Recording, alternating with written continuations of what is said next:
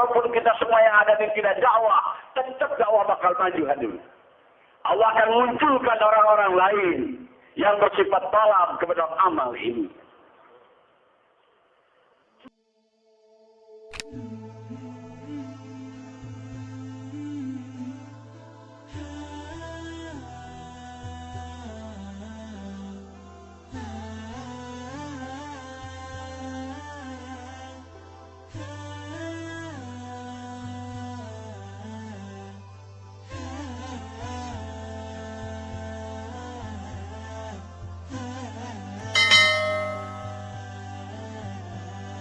Like, comment, share, dan subscribe ya teman-teman.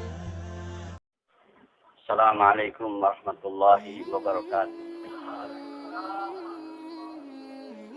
Alhamdulillah, nahmaduhu wa nasta'inuhu wa nastaghfiruh wa na'udzu billahi min syururi anfusina wa min sayyiati a'malina.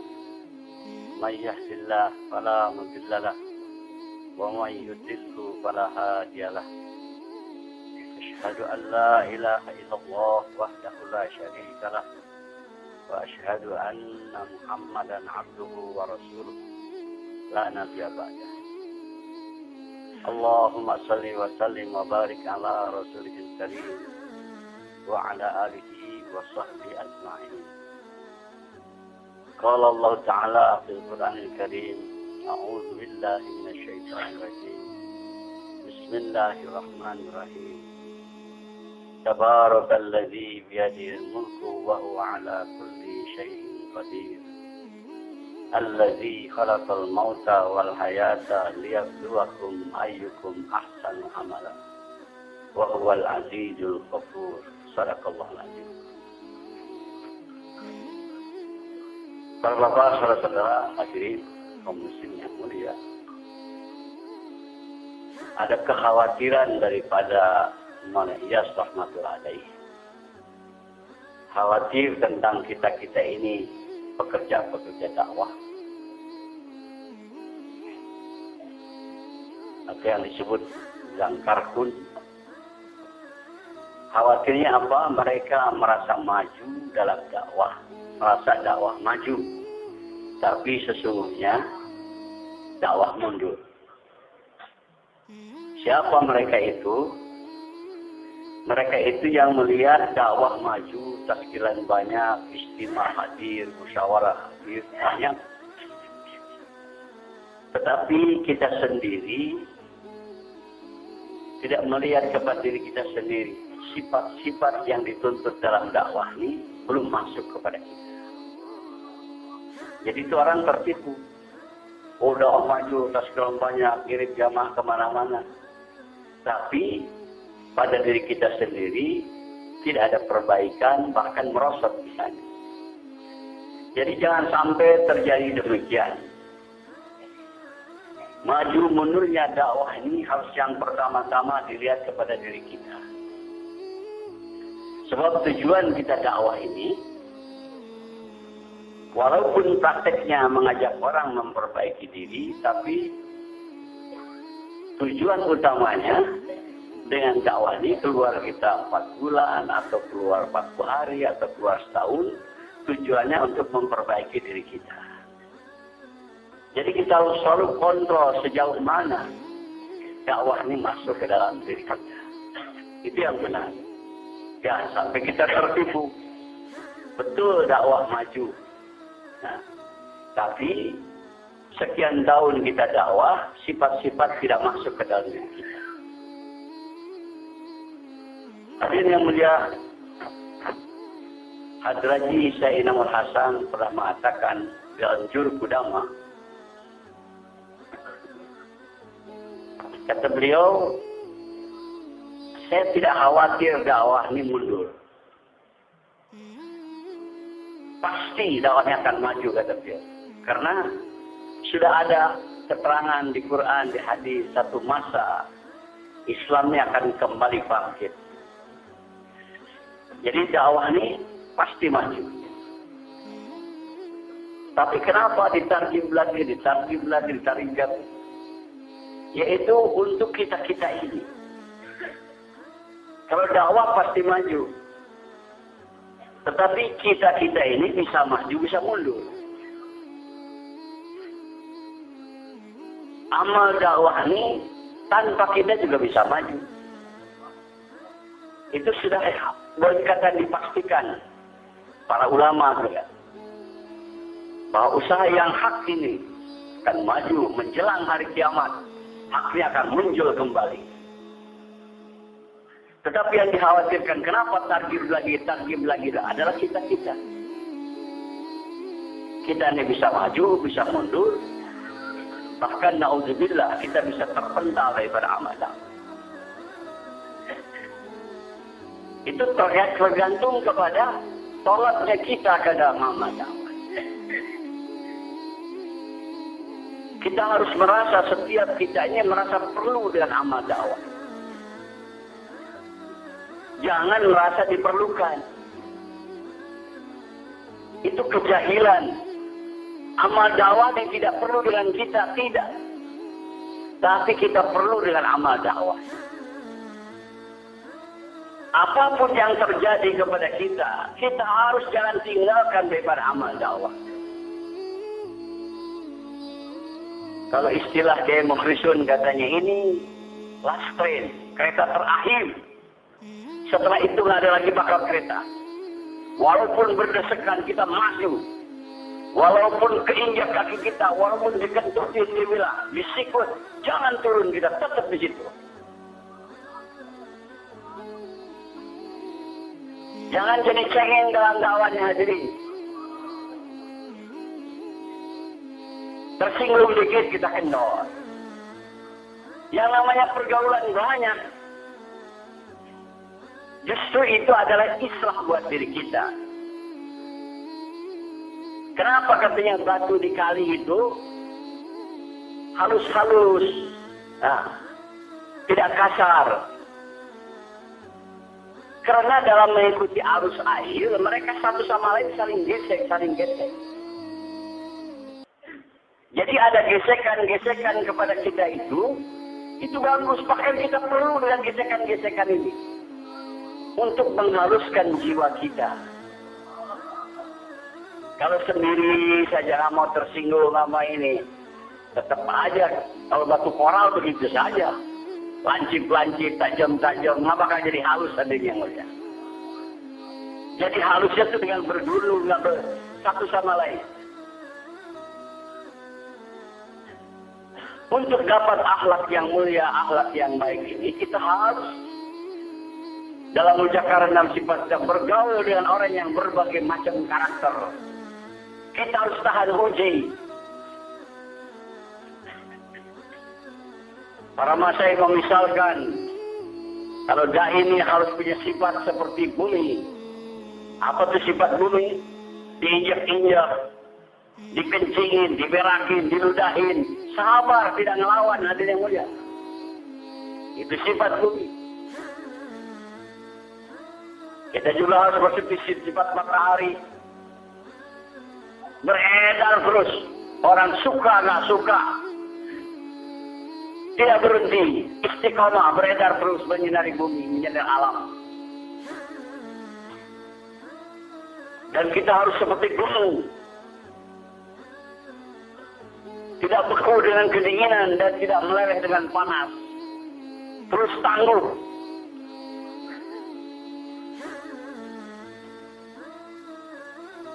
Dan kita harus bersifat seperti langit, mengayomi, melindungi. Harus kita punya sifat tolak. Kita yang merasa perlu dengan amal ini. Bukan amal ini memerlukan kita. Na'udzubillah, jangan sampai ada dalam hati kita. Kalau saya tidak ada, nanti hancur tuh amal. Na'udzubillah. Tidak hadirin, maaf walaupun kita semua yang ada ini tidak dakwah, tetap dakwah bakal maju hadirin. Allah akan munculkan orang-orang lain yang bersifat talab kepada amal ini.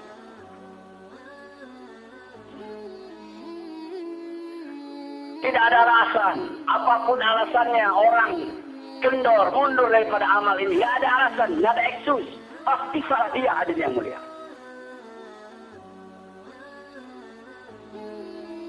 Hendaknya kita semua bersikap seperti itu. Dan hadirin yang mulia, kita tadi niat memperbaiki diri dalam amal dakwah. Kalau kita sudah ada dalam amal dakwah ini, sudah keluar 4 bulan, 40 hari, makomi, tapi masih nggak benar juga hadirin. Nggak ada cara lain yang bisa memperbaiki kita hadirin. Nggak ada. Hanya dengan iman ini kita akan menjadi baik hadirin. Jangan kita nyari-nyari hadirin. Tidak ada.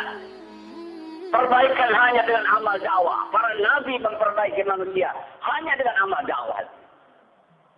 Nggak ada cara lain. Jadi kalau kita ingin jadi baik, harus betul-betul sungguh-sungguh dalam amal dakwah. Berkorban dan tertib. Berkali-kali saya mengatakan, jangan kita mengharap sesuatu di dalam dakwah daripada segi keduniaan.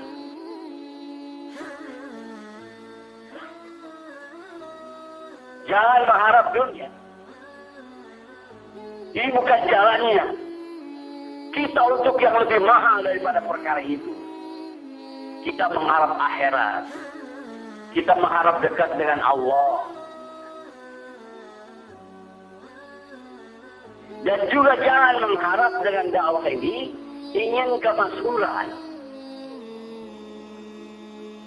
Di dalam usaha dakwah ini ada masyhur, ada makbul. Jangan kita menginginkan kemasyhuran.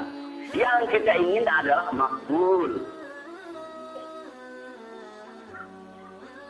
Kalau Allah beri, kita diterima makbul lamadah dan kita dimaksurkan, itu kan Allah. Tapi kita tidak mengharap makbul.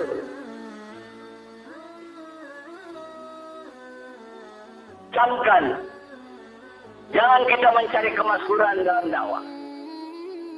Tapi kita cari makbul. Jangan kita ingin dalam dakwah ingin masyhur, memberikan bayan, memberikan target. Tidak ada istilah ini dengan itu hadir.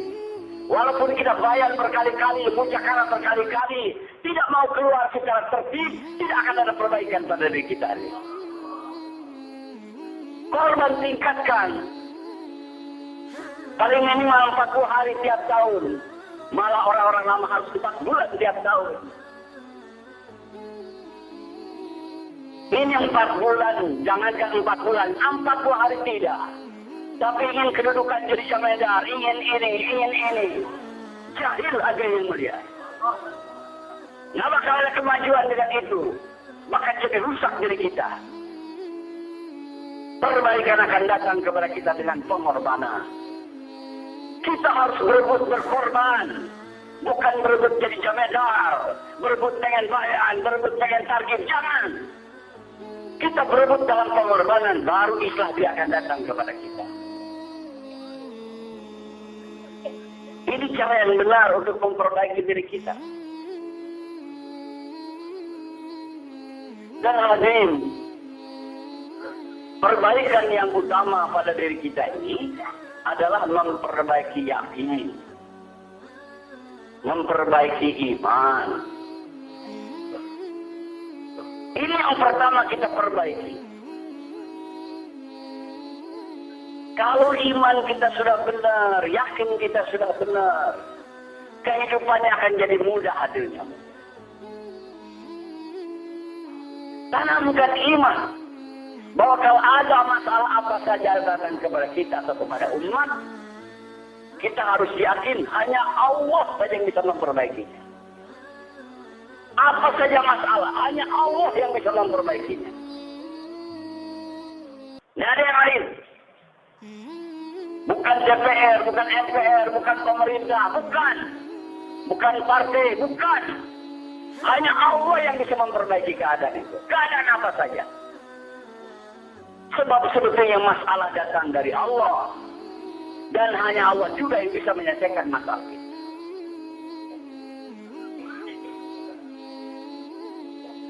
Ada berkatakan betul. Masalah daripada Allah. Tapi dunia darul asbab. Harus kita menempuh asbab, benar. Tapi asbab yang harus kita lakukan untuk supaya masalah kita dibereskan oleh Allah adalah sempurnakan perintah-perintah Allah. Itu asbab yang benar. Asbab yang benar. Kalau ada kesulitan datang kepada kita, kita yakin hanya Allah yang bisa menyelesaikan. Dan asbab yang benar, sempurnakan perintah Allah.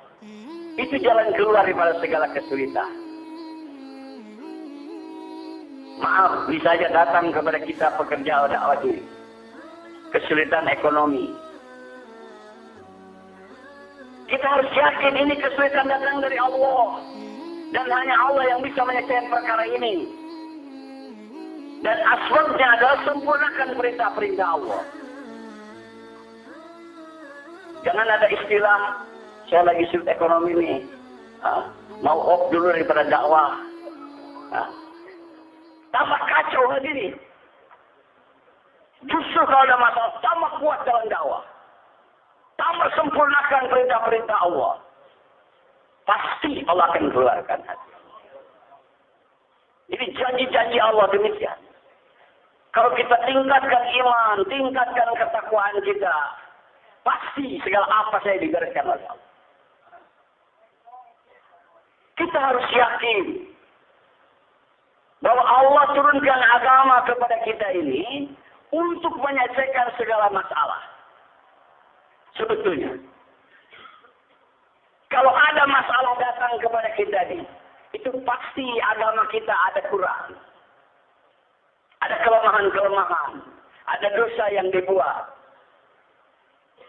Kalau agama kita sempurna, janji Allah, hayatan thayyibah akan datang kepada kita. Dijauhkan daripada segala kesulitan.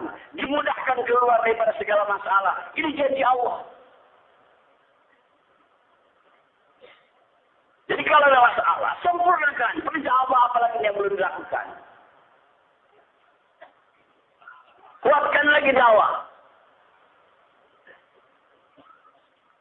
Walaupun memang secara fitrah Allah uji, kadang-kadang datang ujian kepada kita. Tapi kalau kita lihat ujiannya hadirin, dari kisah-kisah para nabi, para sahabat, namanya ujian. Bohong-bohongan saja. Seperti marinir dilatih berenang pertama nih. Calon marinir. Dilemparkan ke laut oleh pelatihnya. Suruh berenang, ditinggalkan dengan motorboat. Bohong-bohongan, kalau kita mau tenggelam pasti datang lagi. Nggak dibiarkan tenggelam, nggak ada pelatih begitu hadirin. Maka Allah lebih-lebih lagi aja enggak. Nggak mungkin menyebabkan kita hancur. Mau lihat tekad kita sejauh mana. Nabi Ibrahim alaihissalam ditakut-takuti, dibakar. Nabi Ibrahim tahu ini bohong-bohongan aja nih. Siap, gak takut. Malaikat penolong pun ditolak, pasti Allah akan tolong. Kuatkan hubungan kita dengan Allah. Bagaimana yang datang kepada para nabi? Pasti pertolongan Allah datang. Tapi melihat yakin kita kepada Allah. Sering jadi binasa beneran hadirin. Karena yakin kita lemah kepada Allah. Allah inda zoni abdi. Allah itu menurut prasangka hambanya. Kalau kita mengecilkan kekuasaan Allah, ini masalah berat nih. Allah juga nggak bisa tolong nih. Ya udah, nggak bakal tolong Allah. Nggak ada masalah berat bagi Allah itu hadirin. Sebetulnya semua kesusahan-kesusahan, masalah-masalah yang datang ke dunia ini akibat daripada lemahnya yakin. Kalau orang yang lemah yakin, lemah iman ini, susah belum datang, sudah susah duluan. Susahnya belum datang, tapi sudah susah duluan. Jadi apa yang ditakuti belum datang, udah mati duluan dia. Itu lemah iman. Saya lihat pamflet di pinggir jalan besar di Jakarta. Dia bilang, awas ledakan penduduk. Setiap motor dinaiki oleh bapak, ibu, anak, cucu, berinil banyak. Bus-bus pada peluh. Itu gambarkan, awas ledakan penduduk. Ketakutan menghadapi masa depan. Menurut ahli pikir logika yang imannya lemah, satu ketika penduduk dunia akan meledak. Itu gambarannya, tafsirannya. Nanti kita akan kekurangan makanan, kekurangan lahan, kekurangan ini, begitu sahaja. Dia tidak iman kepada Allah. Bagi Allah itu mudah. Ini global yang sama, sebesar ini. Kalau Allah datangkan penduduk 10M, 20M, atau lebih, bagi Allah mudah memberi makan mereka, teman. Nggak ada kesulitan hadirin. Tapi karena iman lemah, belum susah duluan. Semua masalah datang dari akibat lemahnya iman. Kuatkan kita, yakin kita kepada Allah. Terjadi di mana-mana sekarang. Setiap negara ketakutan. Kalau pengangguran meningkat, istilah negeri-negeri barat yang tidak beriman hadirin, tidak kerja, tidak makan. Allah kasih beneran begitu hadirin. Rasakan dia begitu. Padahal makan itu bukan dari kerja kita hadirin. Bukan. Nggak ada hubungan itu rezeki dengan kerja kita. Nggak ada hubungan sama sekali. Hubungan rezeki dengan Allah. Bukan dengan kerja kita. Bukan. Nggak ada hubungan. Itu bohong-bohongan aja. Dagang, kerja, tani. Bohong. Nggak ada hubungannya dengan rezeki hadirin. Hubungan rezeki dengan Allah. Jangan kita terbawa kepada yakin-yakin orang yang tidak beriman. Ya, rezeki dari Allah. Kalau nggak kerja bagaimana? Nggak apa-apa. Allah sanggup, Allah mampu. Kenapa kita? Yang penting kita tunaikan perintah-perintah Allah itu. Yang bahaya itu hadirin tidak menunaikan perintah Allah. Itu bahaya. Kenapa? Kalau kita masalah maaf, tidak ada ganti lagi, tidak bahaya. Ini yang bahaya, meninggalkan perintah Allah dianggap tidak bahaya. Yang tidak kerja itu tidak bahaya, dianggap bahaya. Karena jahil. Orang yang tidak ada hidayah itu jahil hadirin. Orang yang tidak ada hidayah itu jahil. Jangan diikuti. Seperti orang-orang kafir itu. Jangan kagum kita. Dengan rumahnya bagus, mobilnya bagus. Jangan kagum. Dia jahil. Orang-orang yang tidak beriman itu hadirin. Hidupnya hanya menunggu ajab datang saja. Mungkin dia raja, mungkin dia kaya, mungkin dia punya perusahaan. Tapi hidupnya menunggu ajab datang. Begitu mati, akan kena ajab itu selama-lamanya. Kita jangan benci sebenarnya dengan mereka kalau kita yakin atas perkara. Harus kesian. Harus kesian. Jangan diikuti kejahilannya itu. Kita semua sekarang pendapat-pendapatnya mengikuti pendapat orang yang tidak beriman. Kalau kita orang berlari tiap-tiap ini bahaya, ini bakal begini-begini, kita ikut. Padahal dalam Quran tidak ada pembahasan itu. Kalau orang banyak nganggur, ya nggak bahaya. Tapi kalau tidak sholat, tidak bahaya. Itu memang pendapat tidak orang beriman. Kita jangan ikut-ikutan. Dia semua boleh pendapat begitu. Tapi kita tidak. Bahkan bukan ada hubungannya dengan kerja usaha kita.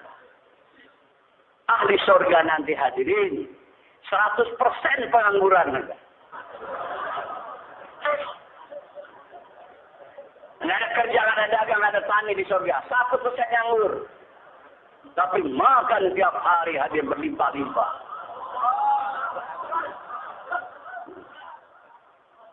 Yakin kepada Allah. Disebutkan dalam hadis, Ahli surga itu sekali makan, pelayannya 80.000. Setiap pelayan membawa 2 nampan. Jadi ahli surga sekali makan, 160.000 nampan. Sekali makan. Coba hitung, kalau satu nampan $1 saja. Sekali makan $160.000. Orang kaya mana yang bisa begitu? Pemerintah mana yang bisa gaji begitu? Dan di surga nggak mati-mati, terus bakal terus-terusan. Nggak habis-habis ajaran Allah hadirin mereka. Yakin kepada Allah. Asbab menyelesaikan masalah adalah tunaikan perintah-perintah Allah.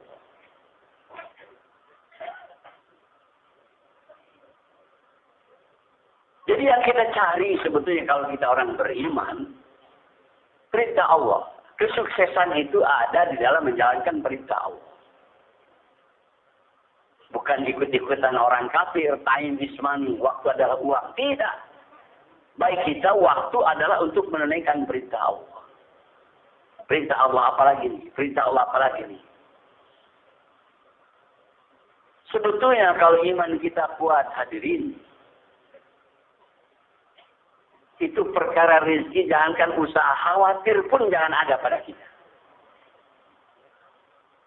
Sebab itu perkara pasti.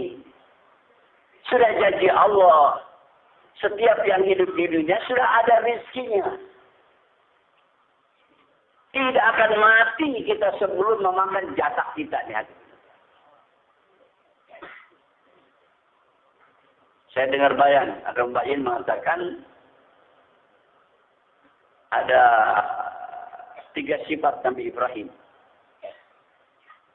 Yang pertama, Nabi Ibrahim itu selalu mendahulukan perintah Allah daripada perintah yang lain. Diutamakan, diprioritaskan perintah Allah. Yang lain-lain digeser. Perintah Allah juga, itu sifat Nabi Ibrahim.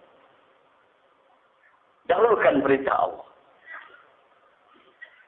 Yang kedua, belum pernah Nabi Ibrahim makan sendirian.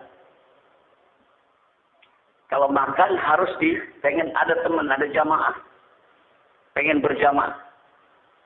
Katanya kalau ada makan belum ada teman, nyari dulu.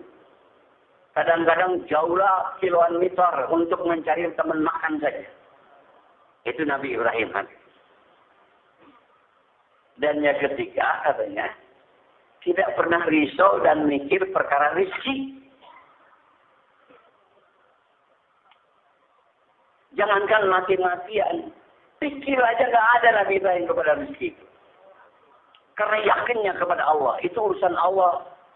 Perkara memberikan rezeki kepada hambanya, itu urusan Allah. Kewajiban hamba itu menunaikan perintah Allah. Tapi kita sudah terbalik. Mau menghindar tugas Allah. Sibuk mati-matian dalam cari rezeki. Sampai perintah Allah ditinggalkan. Ini tertipu hatinya. Kenapa orang Islam sekarang banyak susah ditaskil untuk dakwah? Karbun juga begitu.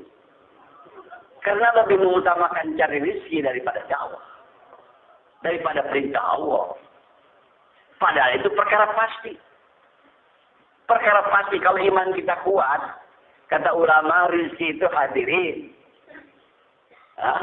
Jangankan kita cari. Andai kata kita tidak mau saja, nggak mau, pasti bakal datang kepada kita. Kenapa yang begitu sudah pasti dikejar-kejar mati-matian? Kejar menunaikan perintah Allah, itu tugas kita ini. Jadi pertama kita yakin kepada Allah. Kalau ada masalah tidak ada bisa mengerjakan kecuali Allah. Asbabnya adalah sempurnakan agama Allah, sempurnakan perintah Allah. Pasti Allah bereskan masalah kita. Ini kesulitan-kesulitan yang menimpa kepada dunia ini hadirin. Akibat tidak yakin kepada Allah. Dan tidak yakin bahwa kalau kita menunaikan perintah Allah akan diselesaikan masalah kita. Maunya kita nih karena iman lemah yang logika langsung. Kalau dagang dapat untung, buka pabrik dapat hasil barang, kalau tani dapat panen. Begitu. Itu bukan iman namanya hadirin. Justru iman itu alladzina yu'minuna bil ghaib. Itu yang beriman kepada perkara yang gaib. Rizki dari Allah itu gaib. Tidak kelihatan. Kita harus yakin. Itu dari Allah. Kadang-kadang orang main logika gitu. Masa sih dengan agama rezeki akan datang? Ini dunia pendapatnya begitu sekarang.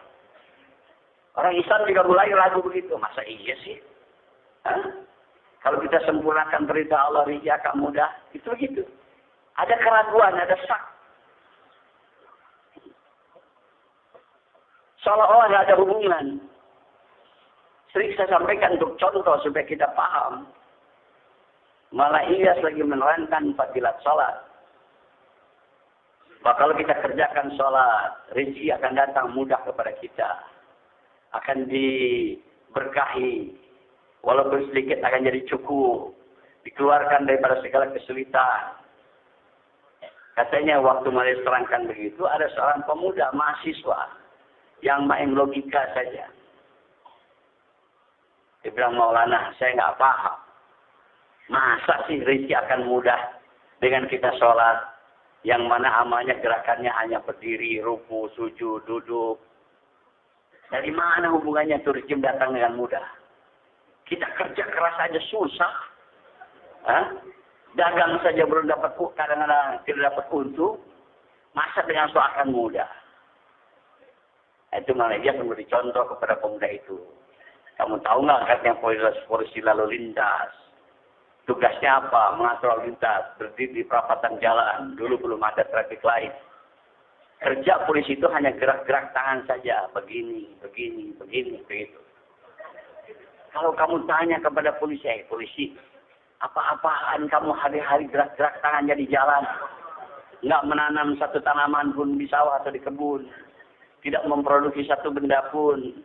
Tidak mendagangkan satu barang pun dapat untung. Bagaimana kamu menapakahi anak istri kamu dengan gerak-gerak tangan saja? Tentu polisi menjawab, betul. Saya dengan begini tidak mendapatkan langsung seperti menanam tanaman atau sepedagang dapat untung. Tapi pemerintah yang memerintahkan saya kerja ini, dia menggaji saya tiap bulan. Kalau si polisi itu yakin dengan janji pemerintah, kenapa kita tidak yakin kepada Allah? Yang memerintahkan sholat itu Allah. Allah yang menjanjikan akan memudahkan rezeki datang kepada kita. Allah yang menjadikan keberkahan. Herannya kita nih kepada janji-janji makhluk yakin. Tapi kepada janji Allah tidak yakin. Ini asbab lemahnya iman. Dalam perkara dunia banyak hadirin. Kerja kita nggak ada hubungannya. Tapi dapat. Kata Pak Suhaib itu juara badminton, latihan. Kerjaannya nempuk-nempuk kok saja. Kesana kau tepuk-tepuk. Tahu-tahu jadi juara, dapat mobil, dapat rumah, dapat uang. Dari mana itu hubungannya? Kok nempuk-nempuk kok dapat itu? Nah, tapi itu tidak dibantah. Tapi sekolah sholat dibantah.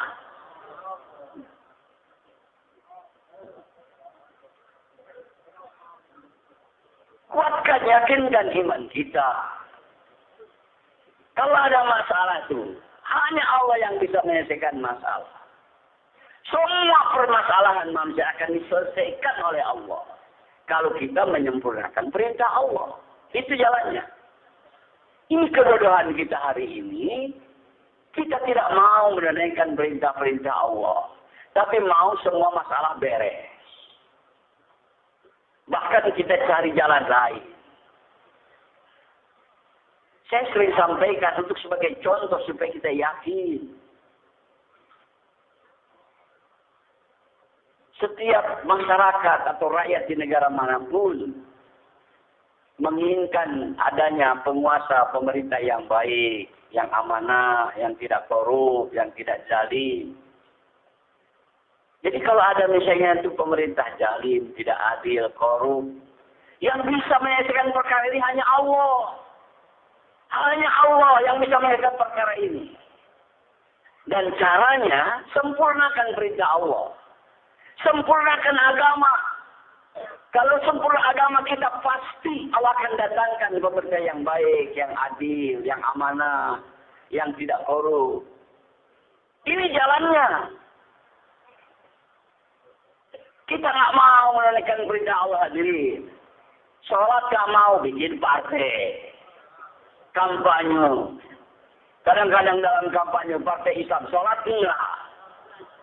Bukan masalah beres, tambah acak-acakan hadirin. Partai mana yang bisa menyelesaikan ini? Nggak ada.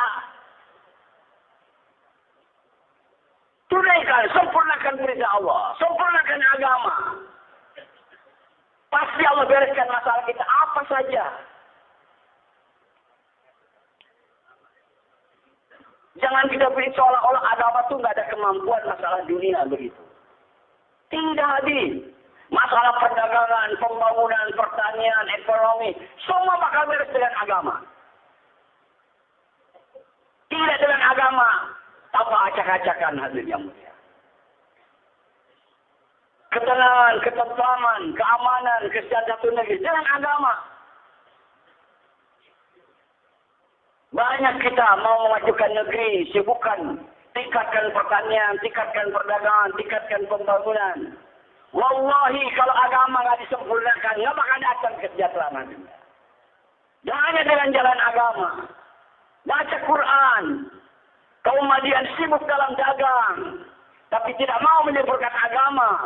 Allah datangkan azab kepada mereka walaupun perdagangannya maju.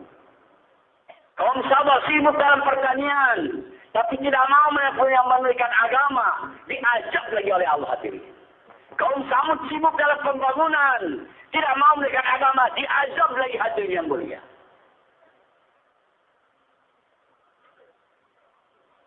Ada lagi istilah sekarang untuk kesehatan masyarakat. Memasyarakatkan olahraga dan mengolahragakan masyarakat, katanya begitu. Sholat tidak diurus.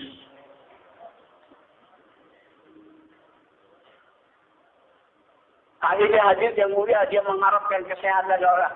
Banyak yang mati dalam olahraga aja. Kaum Ad contoh di Quran. Kerjanya olahraga terus. Badannya memang sehat, kuat. Tapi apa akhirnya diatakan azab oleh Allah. Jangan mengapa penting itu agama dianggap ente. Pentingkan agama. Kalau agama tidak wujud, tidak beres. Masalah yang datang kepada kita pribadi-pribadi pun dari asbab kurang sempurnanya agama. Dan cara menyempurnakan agama hanya dengan amal dakwah. Tempelkan diri kita terus ke dalam amal dakwah. Pasti Allah akan perbaiki. Walaupun katakanlah kita ini mungkin katanya mantan preman atau orang nggak benar gitu. Kalau nempel dengan amal dakwah, pasti akan ada perbaikan. Pasti diperbaiki. Yang menyebabkan tidak baik-baik, tidak sungguh-sungguh dalam dakwah, tidak nempel. Tapi memang proses perbaikan akan datang kepada kita menurut proses. Seperti prosesnya buah. Kalau buah itu nempel dengan ranting, dengan pohon, akan ada proses. Mula-mula buah itu pentil. Itu pentil buah itu semuanya rasanya pahit. Tapi dia tidak lepas nempel terus di ranting pohon. Allah perbaiki jadi buah yang muda. Kalau kita makan rasanya asam. Tapi dia nempel terus. Sampai datang masanya dia matang jadi buah yang rasanya manis tadinya. Begitu kita jangan lepas daripada amal dakwah ini. Nempel terus, nanti Allah akan perbaiki. Dalam keterangan yang lain hadirin, kalau kita terjun dalam usaha dakwah ini, Yang pertama-tama akan diperbaiki oleh Allah. Itu katanya masa akhirat kita yang penting. Yang bakal hidup selama-lamanya. Itu yang diperbaiki oleh Allah. Malaikat lagi sibuk kalau kita pertama terjun apa? Sibuk memperbaiki akhirat kita. Bikin istana kita, bikin apa? Taman-taman buat kita. Mempersiapkan istri yang cantik buat kita. Di surga nanti. Dunianya belum diperbaiki nih, masih acak-acakan. Kalau kita dakwah, terus dakwah. Kalau sudah beres surganya, Allah perbaiki masa siratnya. Menyeberang siratnya yang harusnya 1.500 tahun perjalanan. Bagaimana supaya cepat. Nah, supaya tidak bahaya. Diperbaiki itu. Kalau dunianya belum diurus lagi, masih saya sudah dakwah berkali-kali kok Masya Allah ini masih berantakan. Sabar. Kalau buah masih pentil. Masih pahit. Nanti kalau sudah itu sirat kita diperbaiki, Allah perbaiki mahsyar kita. Di mahsyar 50.000 tahun. Matahari dekat di atas kepala kita menyengat. Tidak ada naungan kecuali naungan Allah. Diperbaiki. Kalau kita dakwah itu diperbaiki. Dunianya belakangan. Belum. Kalau itu sudah baik, mundur lagi diperbaiki masa kubur kita. Supaya dijadikan kubur ini menjadi salah satu daripada taman surga. Nikmat di situ. Banyak riwayat-riwayat hadirin yang mulia. Ada riwayat mengatakan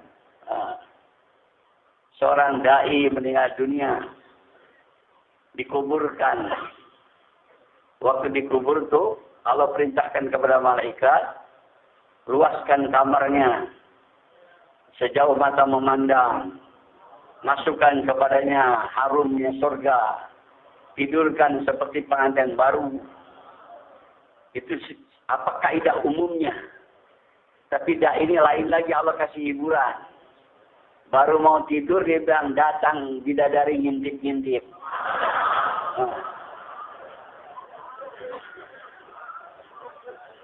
Ngegodain dai yang sedang mau tidur. Ini dai pas melihat begitu cantik, dikejar, lari itu kejar. Dia nyoba mau tidur lagi, datang lagi manggil-manggil, hey.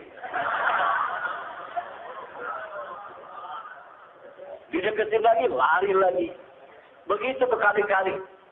Kesel dai bilang. Satu ketika dia lari dikejar terus. Dikejar, dia bilang terjamret kalungnya. Jadi dia lari itu kalung putus. Itu kalungnya, butir-butirnya itu. Wah, permata yang mahal. Lagi yang putus itu ya mereka berdua jongkok ngumutin itu. Biji-biji kalung.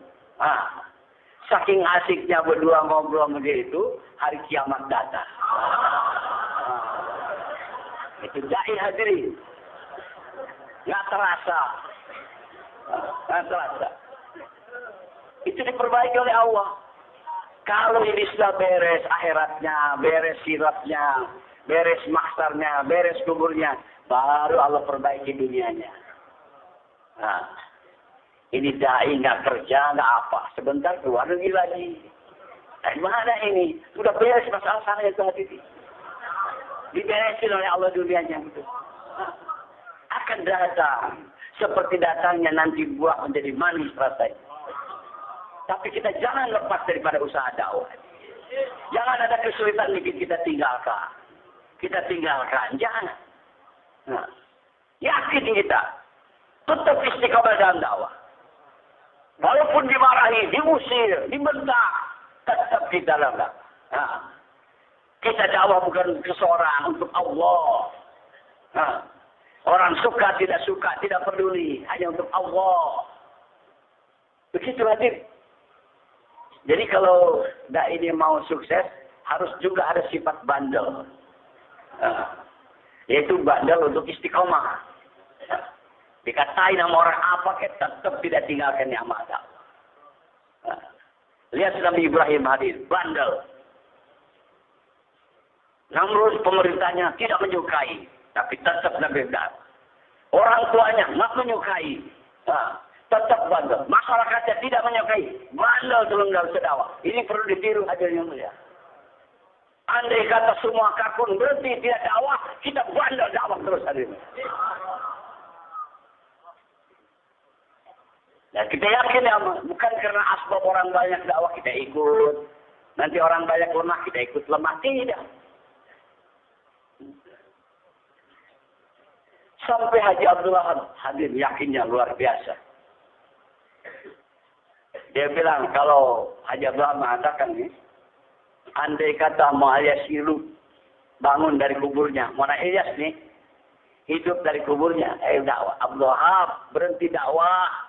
Dakwah itu sesat. Dia bilang, saya nggak bakal berhenti. Ajib hadirin. Sudah yakin bahwa Allah ini dakwah ini perintah Allah. Malah yang merintah siapapun yang merintah berhenti, ya bakal berhenti. Beri masa kata biar Jibril suruh berhenti, tidak. Ini amal saya. Harus nekat seperti itu hadirin. Jangan amat ragu-ragu karena orang banyak lemah menurut kita mundur lagi. Apalagi orang yang nggak ngerti dakwah. Mengatakan sesat, tidak ada dalilnya. Kita terpengaruh itu. Iman lemah dari orang-orang yang tidak paham hadirin memang tidak ngerti. Walaupun ada dalilnya, ada ayat Qur'annya, ada hadisnya. Tapi kalau belum ngerti ya nggak bisa. Dan ini perkara hidayah. Walaupun dia alim. Sebetulnya kata Maulana Yusuf rahmatullahi alaihi, saya bisa menghubungkan setiap ayat Quran ada hubungan dengan berita dakwah. Bukan satu dua, semua ayat Quran. Cuman karena kita sudah lama tinggalkan amal dakwah, seolah-olah ayat yang kita baca itu nggak ada hubungannya. Coba kalau kita baca itu surat-surat pendek saja. Baca qul huwallahu ahad. Katakan bahwa Allah itu ahad. Itu qul itu katakan, dakwahkan. Tapi nggak ada pengajian yang membuka perkara ini. Ini perintah dakwah. Kenapa didahului kata qul? Bukan langsung saja Allahus Samad. Itu perintah dakwah itu qul. Katakan ya Muhammad, dakwahkan. Kok kita tidak mengakui mana perintahnya? Otak kita yang salah nih hadirin yang mulia. Siapa yang membantah itu? Allah yang mengatakan qul. Apa maksud katakan itu? Dakwahkan. Dan praktiknya dipraktikkan Rasulullah mendakwahkan ini. Allah Malik, Allah Khalik, Allah Razik.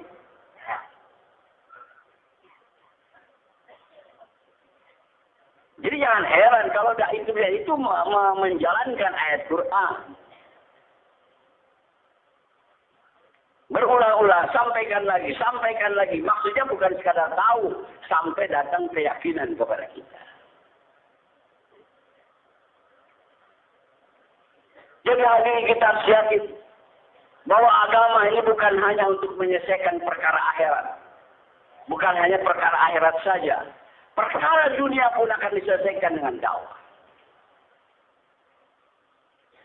Sampaikan dalam dakwah ini bahwa kalau agama ditunaikan, kalau agama ini disempurnakan, Allah akan bereskan segala masalah-masalah kita. Ajak masyarakat mengamalkan agama.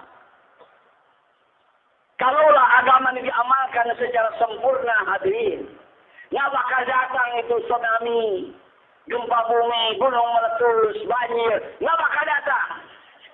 Sebab janji Allah, man amila salihan min zakarin aw unsa wa huwa mu'min, fala nuhyiyannahu hayatan thayyibah. Barang siapa yang beramal soleh, yaitu taat kepada Allah, mengamalkan agama, baik laki-laki maupun perempuan, dan dia beriman, kami berikan kepadanya kehidupan yang baik, kehidupan yang aman, yang tentram. Sehingga Allah janji kalau masyarakat taat, siang hari akan dicerahkan udara, Matahari menyinari, di malam hari diturunkan hujan, menyuburkan tanaman-tanaman, tidak sadar dia tidur. Ditenangkan, ditenteramkan. Adanya hal-hal yang tidak normal. Kalau hujan, banjir, kemarau membuat mati tanam-tanaman karena amal buruk kita. Nggak bisa itu gempa diatasi dengan teknologi. Teknologi mana? Nggak ada. Teknologi agama. Cuman nggak dimengerti oleh orang yang tidak beriman. Soal agama itu apa gitu. Malah orang-orang ateis sendiri menganggap agama ini candu, dia bilang. Begitu. Menghambat kepada kerjaan dunia. Dibilang tidak produktif. Gitu. Padahal hadir yang mulia di balik agama ini, segala kebaikan akan datang kepada kita. Sebetulnya kalau kita tidak mau dakwah hadirin, dunia ini sedang dilanda kejahilan. Cuma kita tidak sadar, jahil. Maksud utama dihidupkan manusia ini oleh Allah untuk mengenal Allah. Maksud kita dihidupkan, dikirim ke dunia ini oleh Allah. Yang utama manusia tugasnya untuk mengenal Allah. Siapa itu Allah? Para ulama mengatakan yang dimaksudkan dengan ayat wa ma khalaqtul jinna wal insa illa liya'budun. Tidaklah kami ciptakan jin dan manusia melainkan untuk ibadah kepada kami. Itu ditafsirkan, boleh ditafsirkan wa ma khalaqtul jinna wal insa illa liya'rifuni. Tidaklah aku ciptakan jin dan melainkan untuk mengenal aku, kata Allah. Ini yang utama. Kita harus mengenal siapa Allah. Tapi yang berlaku di dunia hadirin, merasa maju dalam ilmu pendidikan di mana-mana, dibangun university, fakultas-fakultas. Tapi nggak ada satu fakultas pun yang mengenal Allah hadirin. Ini kejahilan. Buku kedokteran, buku teknologi, buku ekonomi, tebal-tebal. Satu kali nama Allah nggak ada disebut hari ini. Ini kejahilan. Tapi kita merasa maju karena kita jahil. Kemajuan zaman pendidikan. Bukan kemajuan, kejahilan. Sampai mereka-mereka yang bergelut dengan ilmu-ilmu itu hadirin mengatakan Allah itu tidak ada.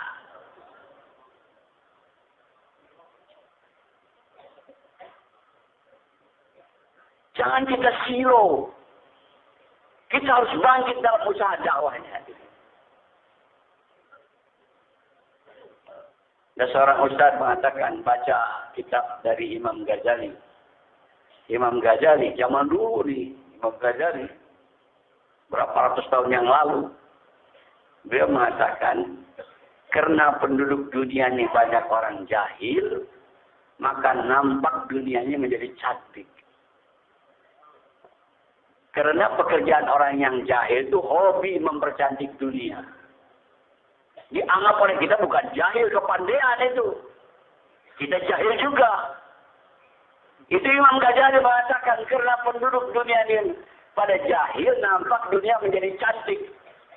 Karena orang jahil itu suka hobi mempercantik dunia. Kalau orang yang berilmu tidak mempercantik akhirat. Mempercantik amalan. Itu yang orang yang berilmu. Ini sekarang dipercantik bangunan, kendaraan, baju, pakaian dan sebagainya diperbaiki. Tapi akhlaknya rusak adanya mulia. Kelakuannya rusak. Kita sudah terbawa-bawa. Seluruh nabi-nabi diutus. Nggak ada yang memperbaiki masalah kebendaan. Tidak. Semua bagaimana perbaiki hati kita. Perbaiki iman, perbaiki yakin, perbaiki amal. Itu yang benar. Betul, nampak bangunannya bagus, kendaraannya bagus, makanannya enak, tapi akhlaknya seperti binatang. Jangan kita ikuti orang begitu. Dan kita jangan ikut-ikut yakin kalau rumah kita bagus, kita bahagia. Itu bohong saja, fata morgana. Tidak ada janji Allah di situ. Yang ada kalau agama kita benar, pasti Allah datangkan kebahagiaan kepada kita. Keamanan, ketentraman. Kita harus yakin kepada para nabi. Mereka itu membawa ajaran yang benar. Jangan yakin kepada orang-orang kafir. Sekarang na'udzubillah kita nih. Sampai kita tinggalkan pesan-pesan nasihat dari Nabi. Karena ikut kepada cara orang kafir. Ini kejahilan hati. Jadi harus bangkit dalam usaha dakwah. Sampaikan kepada manusia. Perbaiki yakin, perbaiki amal. Baru keadaan akan jadi beres.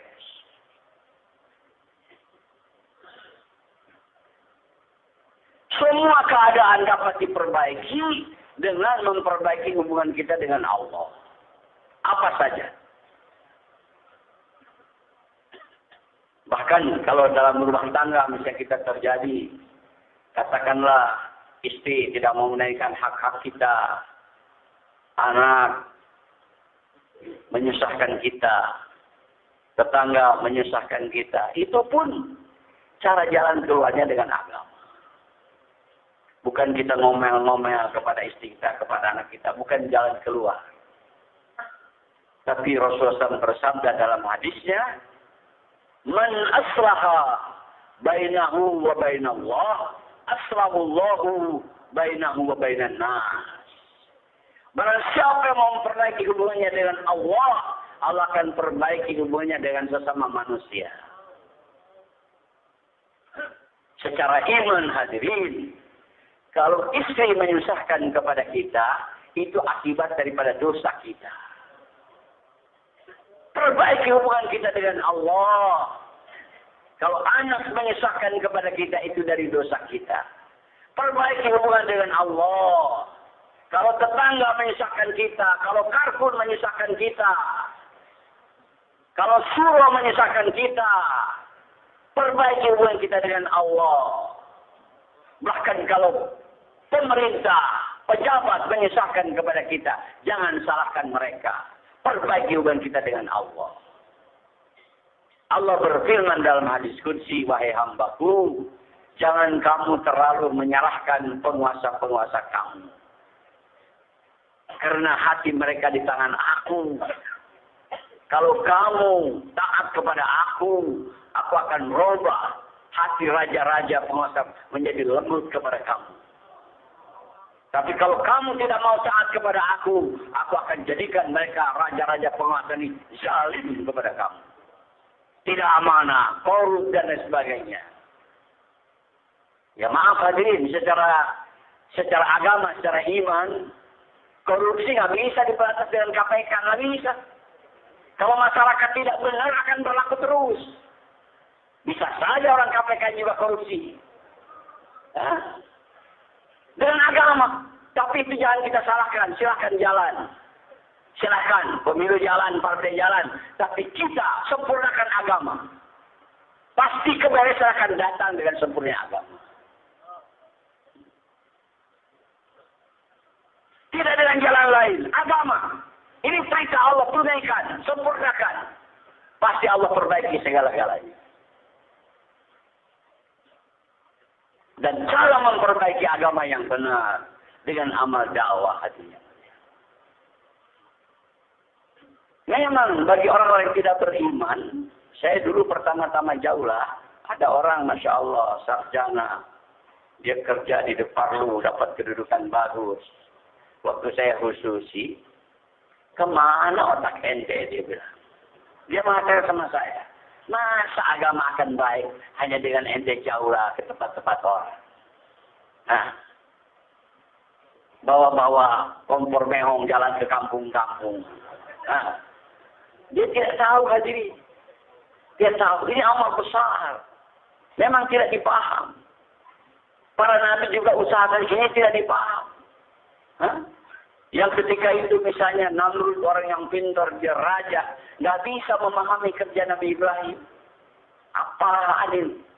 Tuhan banyak saja nggak bisa selesai masalah. Ibrahim mengajak bertuhan satu. Itu kata Namrud. Hah? Begitu juga Fir'aun dengan staf-stafnya. Menyalahkan kepada Nabi Musa, nggak ngerti. Bahwa di balik kerja ini ada Allah. Allah yang akan memperbaiki segala keadaan. Maka dulu hadirin, ada seorang mahasiswa dari IAIN. Dia mengatakan, saya heran dakwah ini. Dia bilang. Kenapa? Dia bilang. Ya yang dakwah orang-orang biasa saja, nggak berilmu. Kalau ta'lim, baca fadail amal, itu saja nggak berubah-ubah. Kalau baca Quran, 10 surat aja dia bilang. Alam tarokai bapak sampai kalau Jibril setelah Fatihah. Terus kalau bayar subuh 6 sifat, ngantuk-ngantuk lagi. Tapi kok kenapa ini jamaah tambah banyak. Di mana tuh keistimewaannya gitu? Dia heran. Tidak tahu bahwa di balik ini kekuatan dakwah yang luar biasa hadir yang mulia. Kita tidak bisa membayangkan. Maka kita harus yakin atas perkara ini. Dan dia bilang, dia mengatakan pengajian dakwah ini aneh, dia bilang. Kalau pengajian lain, yang mengajar seorang ustadz, kalau ustadznya tidak datang, bubar dia bilang. Tapi kalau dakwah ini, biar yang bayar nih orang preman yang baru, semua duduk mendengarin. Dia bingung secara logika bagaimana ini.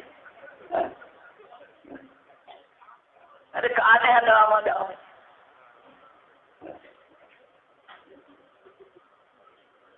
Jadi hadirin, kita lihat kenyataan dari pengalaman. Dari mulai satu orang memulai Syekh Muhammad Ilyas. Sekarang udah di mana-mana hidup amal dakwah, Masya Allah. Kalau kita pergi ke luar negeri, kita dijemput, jumpa. Sayangnya sama kita lebih daripada saudara sendiri. Ikramnya sama kita terjalin betul. Hubungan agama ada. Nah, kalau saya dulu suka bingung tuh kalau mendengar khutbah, khatib selalu berkata, alhamdulillah dengan nikmat iman dan Islam yang Allah berikan kepada kita. Saya pikir apaan itu nikmat iman dan Islam? Taunya kita nikmati kalau dapat duit banyak gitu. Dapat keduniaan itu nikmat waktu itu. Sebab kita hati yang lemah dari iman, lemah daripada Islam, tidak merasakan kenikmatannya. Tapi kalau sudah ada wujud iman, baru terasa nikmatnya iman. Wujudnya Islam baru terasa nikmatnya Islam. Sekarang cuma khotib saja berkata, khotib juga belum tentu lagi nikmat tadinya.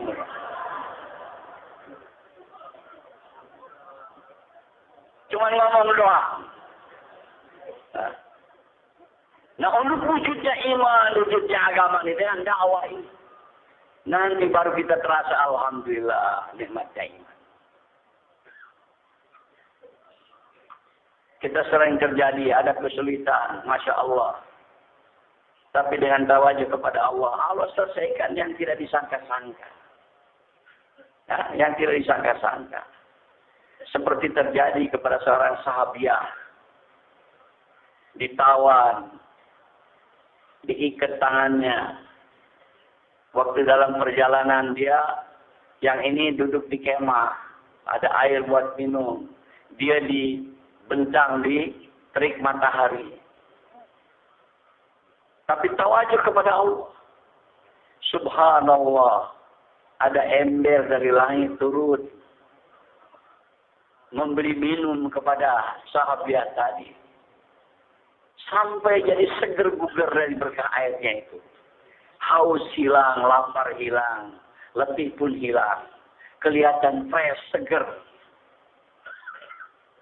Waktu yang menawan tuh lihat, heran. Mestinya dia di panas matahari begini, matilah atau paling tidak juga pingsan. Tapi ini seger, fresh. Dan kelihatan basah. Dibilang, dari mana kamu curi air kami? Kata sahabatnya, periksa tempat air kamu kurang apa enggak. Waktu diperiksa memang utuh dia. Dari mana kamu dapat itu? Bukan dari Allah. Dari Allah. Karena imannya ditolong oleh Allah. Akhirnya kata hadirin yang menawan itu masuk Islam. Terjadi. Masalah Allah datangkan kepada kita untuk sebetulnya mendatangkan iman. Kalau kita tawajuh kepada Allah. Jadi hadirin, untuk memperbaiki kehidupan ini, adalah yang harus diperbaiki adalah kehidupan kita. Amal kita. Bukan daripada segi kebendaan.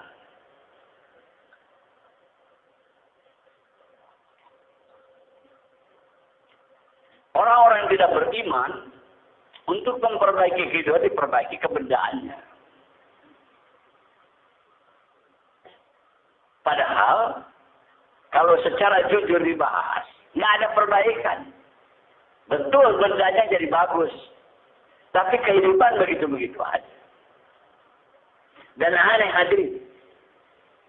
Di negara-negara yang tawajuh untuk memperbaiki kehidupan daripada kebendaan, justru angka bunuh diri banyak di situ hadirin. Itu di Eropa, dari seluruh negara Eropa, yang pendapatan per kapita tertinggi di Swiss. Tapi justru angka bunuh diri paling banyak di Swiss. Waktu Jepang maju dalam segi ekonomi, dia pendapatan per kapita tinggi, yang banyak bunuh diri di Jepang. Sekarang beralih ke Cina. Di Cina sekarang banyak bunuh diri. Apa tidak jadi pelajaran itu? Bahwa bukan itu sebetulnya yang membereskan permasalahan. Yang membereskan permasalahan adalah amal hadirnya mulia. Saya berkali-kali sebagai contoh berkatakan macam di Amerika, menyelesaikan masalah kesehatan, diperbanyak dokter, diperbanyak produksi obat-obat paten, diperbanyak rumah sakit untuk menyembuhkan orang sakit. Kalau di Indonesia ini paling itu rumah sakit sampai di kota kabupaten. Itu pun paling satu. Kalau di Amerika di kota kabupaten lebih daripada satu, ada yang mendesa. Tapi aneh rumah sakit penuh terus. Ini bukan maju dalam kesehatan hadirin. Kalau maju tuh nggak ada orang sakit. Ini dokter banyak, rumah sakit banyak, obat banyak, yang sakit banyak juga. Lain dengan sahabat. Di perkampungan sahabat ada ditugaskan tabib untuk memelihara kesehatan para sahabat. Berbulan-bulan buka praktek, nggak ada yang datang. Walau sakit kepala, walau sakit perut, nggak ada. Karena agama sempurna ketika itu. Jadi kesehatan pun akan datang dengan agama. Karena menurut hadis Nabi, al-marad minal junub. Sakit itu, penyakit itu daripada dosa sebetulnya. Tidak dapat diselesaikan dengan obat, dengan dokter, dengan rumah sakit. Agama penyelesaiannya hadir. Hadirin ajib. Kalau kita amalkan agama secara sempurna, bibit-bibit penyakit itu nggak mempan kepada kita hadirin. Dijaga oleh Allah. Ya, kita terkenal dah satu kisah Khalid bin Walid menangkap orang kafir. Karena orang kafir ini berkeyakinan takut disiksa, takut rahasianya bocor.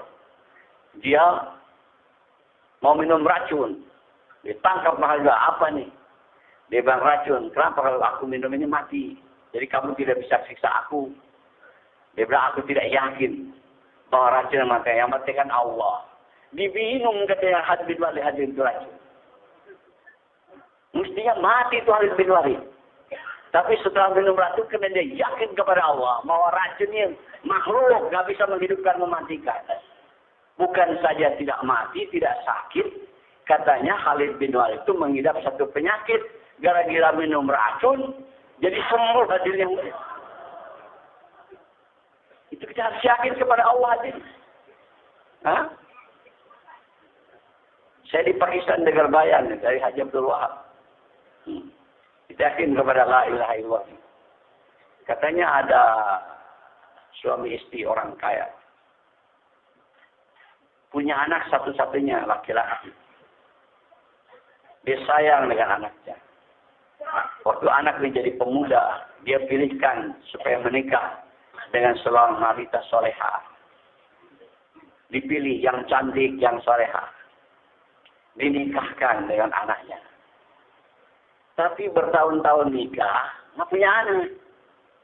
Nggak punya anak. Jadi orang tuanya gelisah. Mau dikemanakan nih harta kekayaan? Kalau keturunannya ini punah, anak cuma satu-satunya, kawin nggak? Maka mereka musyawarah nih suami istri. Mau dicarikan lagi. Nah, supaya anaknya dikawinkan lagi dengan perempuan lain supaya punya anak. Mungkin istri yang ini pandul. Waktu musyawarah ini, mau disampaikan ini kepada pemuda tadi bahwa akan dikawinkan lagi punya anak. Itu si pemuda tadi, anak itu gelisah hati.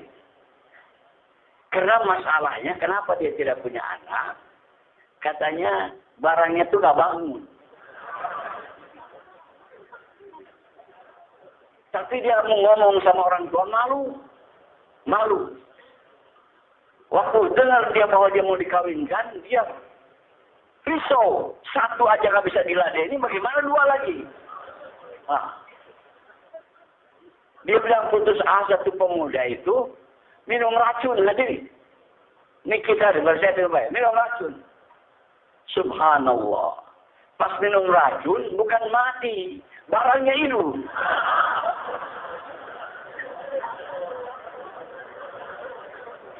Sehingga dia selamat punya anak. Ada komentar hadirin, kenapa sampai terjadi demikian? Ini kisah terjadi betul. Kenapa? Kan? Dia bilang dari berkat kesabaran istrinya. Bertahun-tahun dia tidak mengeluh bahwa suaminya ada penyakit begini gitu. Nggak kayak perempuan sekarang, ngadu terus. Dia tidak mengeluh. Berkat sabar ini, Allah berikan jalan keluar hadirin. Racun yang bisa jadi mati malah jadi hidup.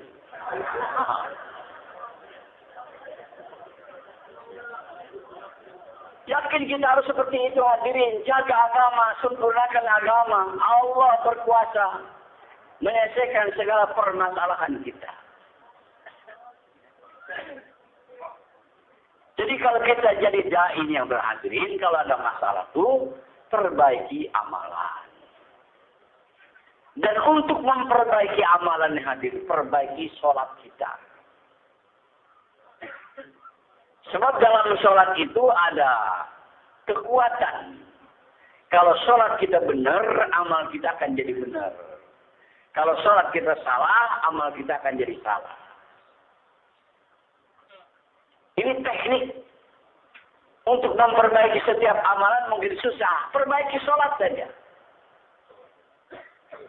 Kalau sholat kita baik, amal-amalnya akan menjadi baik. Sampai ada orang khidmat kepada Mona Ilyas. Waktu mau menyediakan teh untuk minum, tersandung itu tumpah. Itu kata Mona Ilyas, perbaiki sholat kamu. Masya Allah. Kita terkenal ucapan Sayyidina Umar. Waktu mengangkat pejabat, karena akan ditanya, siapa yang kamu angkat jadi sebagai itu? Si Fulan. Kenapa kamu angkat si Fulan? Dia bilang, karena aku lihat dia sholatnya baik. Itu yakin para sahabat. Bahwa kalau orang sholatnya baik, pasti amalnya akan baik. Maka kita harus yakin untuk memperbaiki kehidupan ini, perbaiki sholat kita. Dalam memperbaiki sholatnya hadirin, kita banyak berlatih. Di samping mengerjakan sholat-sholat yang fardu, sangat dianjurkan oleh para dai ini, jangan ketinggalan sholat rawatib, sunat rawatib, qobliyah dan ba'diyah. Itu sempurnakan. Kalau kita baca di pada sholat, rawatib yang kita jangan ketinggalan ini, apakah itu muakkad tidak muakkad? Nah, fadilat yang sangat luar biasa, yaitu 4 rakaat sebelum zuhur, 4 rakaat sesudahnya, 4 rakaat sebelum asar, 2 rakaat sudah maghrib, 2 rakaat sudah isya, dan 2 rakaat sebelum subuh. Jaga, jangan sampai ketinggalan. Malah Rasulullah SAW, walaupun dalam perjalanan musafir, tidak pernah meninggalkan qobliyah zuhur 2 rakaat. Qobliyah subuh. Qobliyah subuh 2 rakaat tidak pernah ketinggalan, walaupun dalam perjalanan. Coba kita juga perbaiki saat kita. Di samping itu, pada ini dianjurkan 4 nawafil yang lainnya. Yaitu, jaga sholat tahajud. Yang kedua, jaga sholat isra. Yang ketiga, sholat duha. Yang keempat, sunat sholat awabin. Kemarin di Jabudin waktu terakhir, ada tambahan sekarang. Disuruh kita menjaga sholat tasbih. Kalau bisa setiap hari.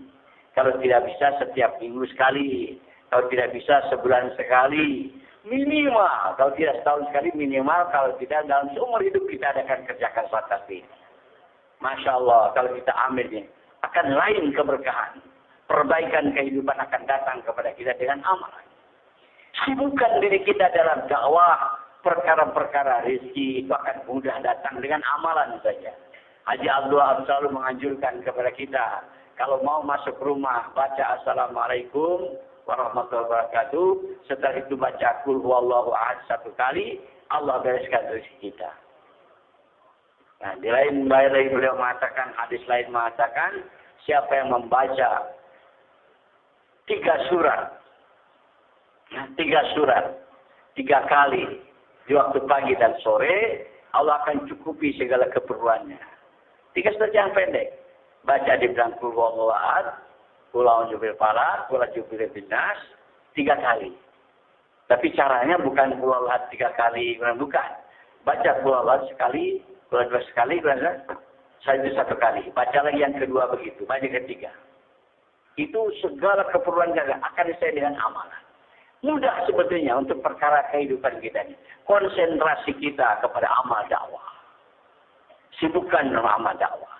Dengan sibuknya amal dakwah, agama kita akan diperbaiki. Dengan perbaikan agama, kehidupan kita akan diperbaiki. Hadirin yang mulia, di dalam dakwah ini memang sudah demikian. Kadang-kadang ada orang berhasil, katakanlah jadi baik, kehidupannya jadi baik. Nah, tapi kalau ada orang baru dakwah, terus masih kacau kehidupannya, jangan kita salahkan. Nah, memang itu proses. Proses. Tadi seperti buah. Kalau kita misalnya jadi buah yang sudah matang, jangan ngejek kepada yang masih penting. Kepada yang masih asam, jangan. Kita juga dulu begitu. Harus memaklumi. Betul. Sekarang kadang-kadang orang istilahnya katanya ngejos dalam dakwah. Sehingga dia bilang, wah saya bisa kemana-mana negeri tanpa asbab lagi. Kehidupan real. Tapi sebetulnya dia banyak mengharap daripada orang. Nggak betul. Kita juga tidak diperintahkan begitu. Tidak diperintahkan begitu. Meninggalkan asbab itu jika diperlukan. Jika diperlukan. Jadi, kita normal. Tidak boleh meninggalkan dunia. Tidak boleh meninggalkan dunia. Tapi ketika ada takaja, siap meninggalkan dunia. Begitu. Jangan kita berhubung. Seperti saya ulangi, saya pernah mendengar kata-kata hikam. Jadi ada orang yang makomnya, tingkatannya sudah tinggi, memang tidak perlu lagi kerja dunia. Tapi dia masih juga kerja dunia, itu hawa nafsu. Tapi ada orang, macam kita-kita ini makamnya harus kerja dunia. Tapi sudah tinggalkan tidak mau kerja dunia, itu juga hawa nafsu. Jadi kita harus musyawarah perkara ini, hadirin yang mulia. Dan kita juga jangan membesarkan hawa nafsu, membela kelemahan kita dengan ayat Quran, dengan hadis. Nah, misalnya dalam hadis yang disebutkan, talabu rizqil halal faridah. Mencari rezeki halal itu fardu hukumnya. Benar itu hadis tadi. Mencari rezeki halal adalah fardu hukumnya. Tapi kata para ulama, fardunya itu dikala perlu. Kalau tidak perlu, tidak fardu. Bahkan kalau sampai meninggalkan perintah Allah, bisa jadi dosa. Contoh dia bilang sahabat yang paham atas perkara ini, salah contoh. Misalnya Sayyidina Ali. Sayyidina Ali sudah habis berjuang di jalan Allah, pulang ke rumah, nggak ada makanan buat beliau, buat istrinya, buat anaknya. Dia kerja. Ketika itu berlaku hadis talaqul halal faridah, talaqul rizqi halal faridah. Mencari itu fardu hukumnya. Dia kerja sama orang Yahudi. Menimba air untuk menyiram tanaman. Setiap timba dapat 1 korma. Setelah beberapa timba dapat beberapa genggam daripada korma. Berhenti. Kata Yahudi, jangan berhenti, masih belum tersiram semua tanaman ini. Dia bilang, cukup, saya ada kerja lain. Itu kerja agama. Nah, kata ini saya tambah deh, ditanggung nih, ada salam. Tadi 1 timba, 1 korma, sekarang 2. Nggak mau. Saya ada kerja lebih penting lagi. Tambah 3 sampai nggak mau, tetap saya cukup udah buat makan sekarang. Itu yang tahu itu Sholatul Fardhu. Jadi kita ini bukan begitu. Ada simpanan buat besok, buat lusa. Tidak mau keluar 3 hari Tuhan ngecek kerja terus ini. Sampai tertinggal perintah Allah. Hadirin bukan dapat pahala itu, hadirin bisa dosa. Sebab perintah-perintah itu ada waktunya. Harus paham kita perkara ini. Jangan bawa hawa nafsu. Hadirin yang mulia, latihan kita. Memang kita ini sekarang, boleh dikatakan karena dosa-dosa kita sudah terperangkap dengan dunia ini. Saya terkesan waktu di Malaysia, ada surah berdoa setelah selesai istimewa. Kata beliau, ya Allah, Engkau hidupkan kami, kirimkan kami ke dunia sebagai umat Nabi Muhammad SAW adalah untuk kerja agama. Tapi kami tinggalkan usaha agama, kami sibuk dalam usaha dunia, akhirnya kami terperangkap dengan usaha dunia, seperti tikus masuk perangkap. Ya Allah, keluarkanlah kami dari perangkap dunia ini. Ya Allah, perangkaplah kami. Saya menyadari betul umat Islam ini, umat ini ditugaskan untuk usaha agama, tapi sibuk terperangkap dunia. Sehingga mau keluar dari Allah, nggak ada cuti, nggak ada waktu, nggak ada ini. Itu terperangkap dunia. Harus kita minta kepada Allah, doa supaya Allah lepaskan dari perangkap-perangkap ini. Alhamdulillah, saudara-saudara yang dikabulkan doanya, walaupun dia pegawai, walaupun dia polisi, tentara, bisa dia keluar 4 bulan, bisa keluar 40 hari. Allah Maha Kuasa hadirnya. Melepaskan kita daripada perangkap-perangkap dunia. Bukan kita harus berhenti daripada kerja, tidak.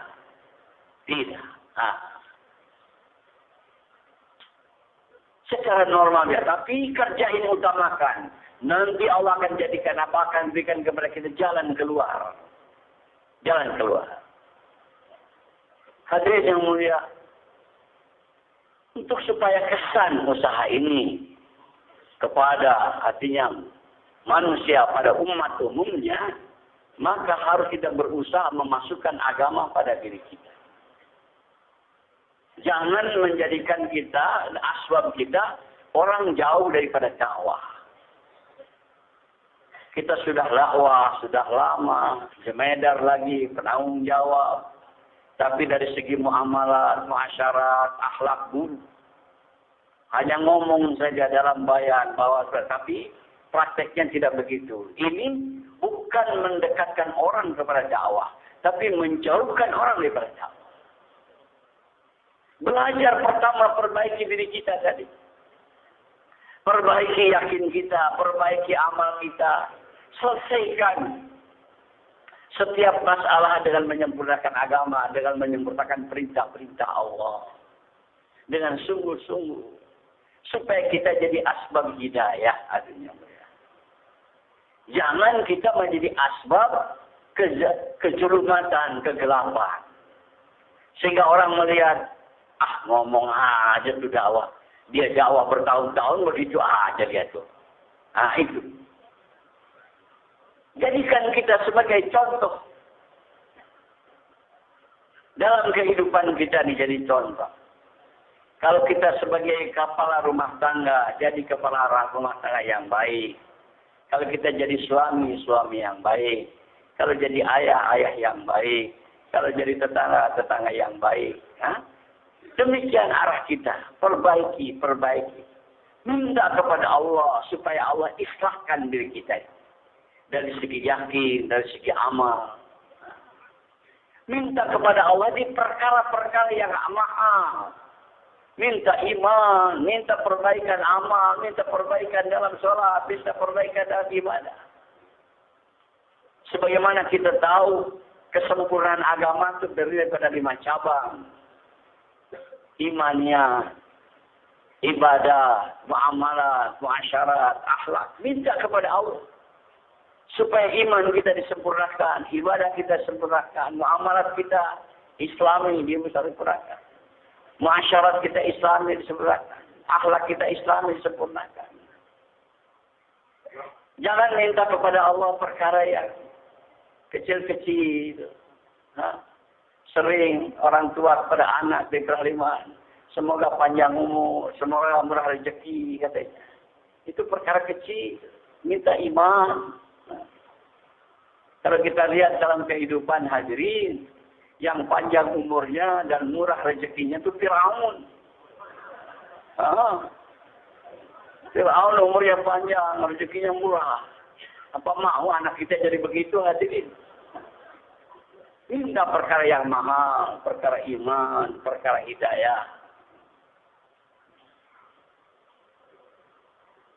Seperti sering saya sampaikan, ada satu orang, Masya Allah, dia pejabat di pemerintah mengatakan, katanya, Masya Allah, ayah saya orang soleh.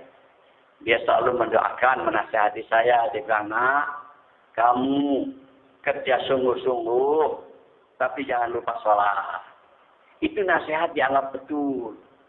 Bagus, padahal sebetulnya salah. Saya katakan itu salah, Pak. Yang benarnya gimana? Saya bilang, wah enak, sungguh-sungguh kamu dalam sholat, jangan lupa kerja. Itu. Sungguh-sungguh dalam agama. Kerja itu jangan lupa aja. Ini kebanyakan sungguh-sungguh dalam kerja. Agama jangan lupa begitu. Jadi menyepelekan agama. Agama itu harus diprioritaskan, diutamakan.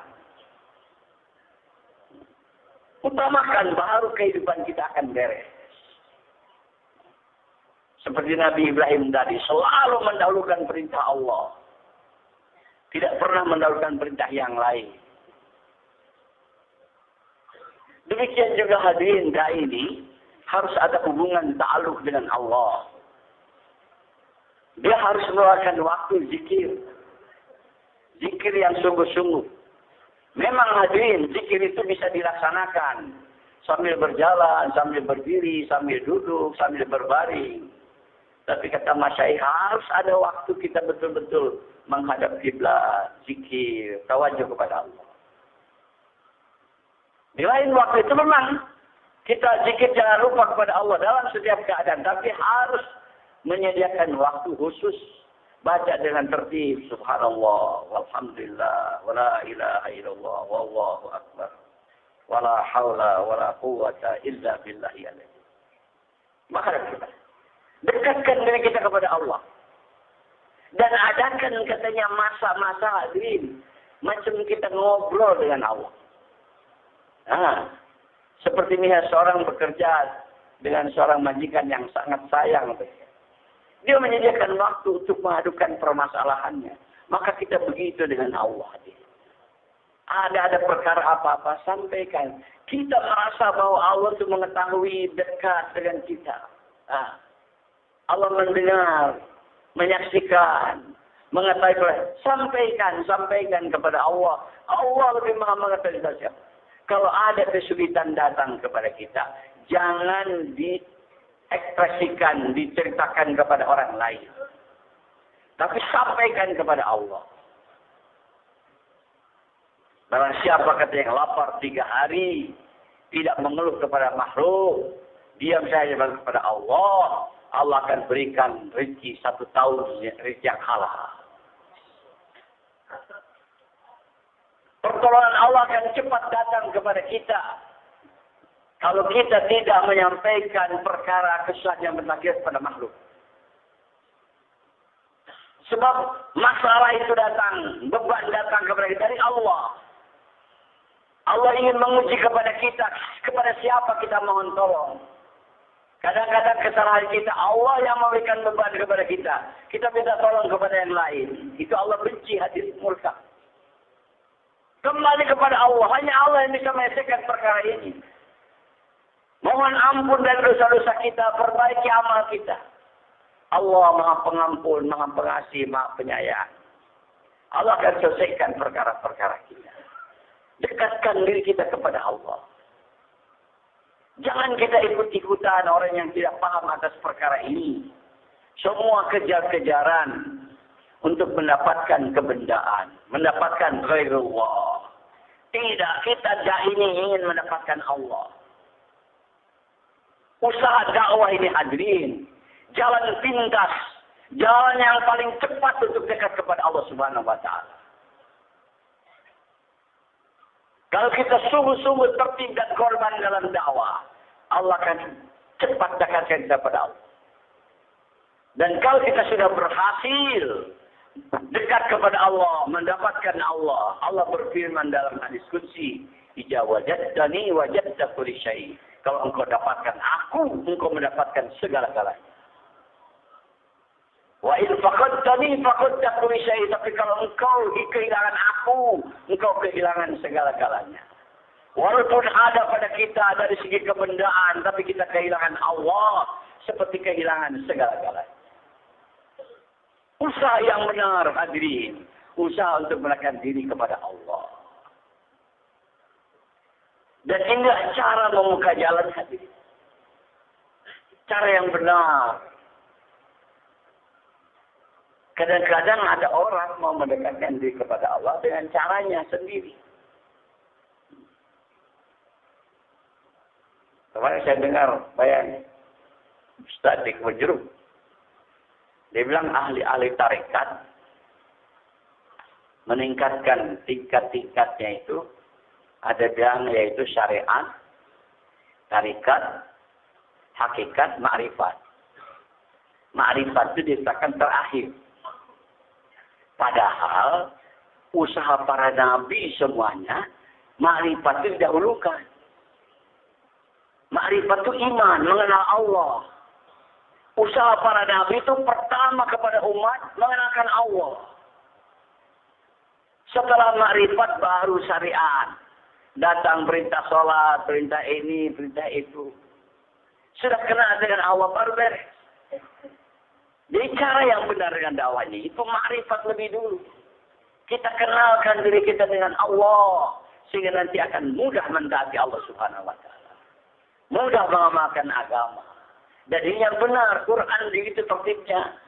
Para Rasulullah SAW ada begitu tertibnya. Sehingga Sayyidah Umar mengatakan, "Nahnu awalan nata'alamul iman, summa nata'alamul Quran."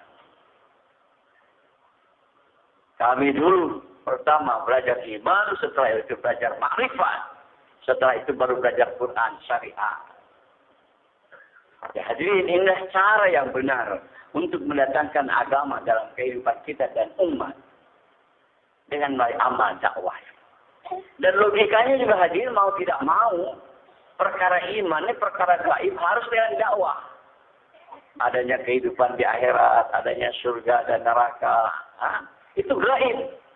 Perkara gaib nggak bisa diekspresikan dengan video, nggak bisa.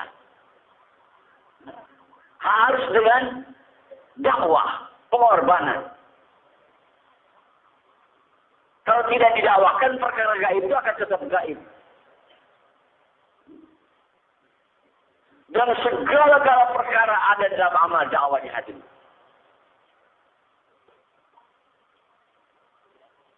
Saya sering mengatakan, ada orang pikir kepada Islam, kenapa umat Islam ini sekarang tidak seperti sahabat, mulia, maju, ada kekuasaan. Tapi sekarang umat Islam ini hina, terbelakang, dikuasai. Nah, yang sebetulnya kata para masyayikh, akibat daripada meninggalkan amal dakwah. Akibat daripada meninggalkan amal dakwah. Dari kita ada umat Islam ini supaya Islam kembali tinggi, mulia. Kita harus memiliki kekayaan. Kita harus memiliki kekuasaan. Kita harus berpolitik.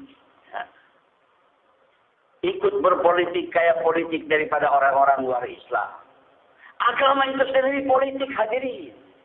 Kalau kita taat kepada Allah, Allah bereskan segala masalah. Itu politik yang benar. Politik untuk membereskan masalah.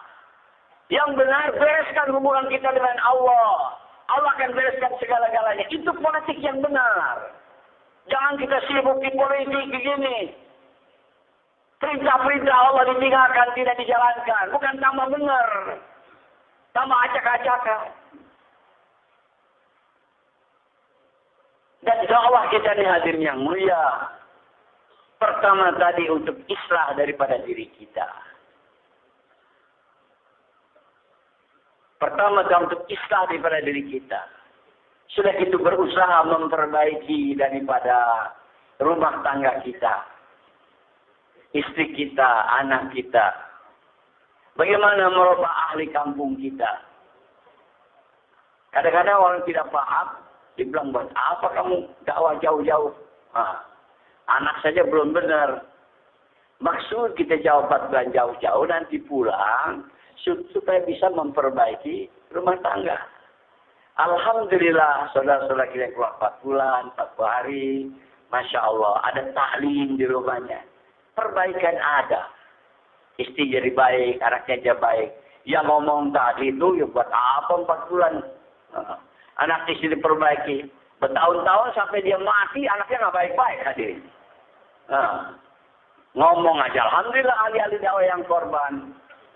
Yang ikut tertib setelah pulang dakwah ini ada taklim di rumah. Jadi katanya itu hadirin, ada perintah apa? Allah berfirman dalam Al-Quran, ku ampusakum wa ahlikum naro.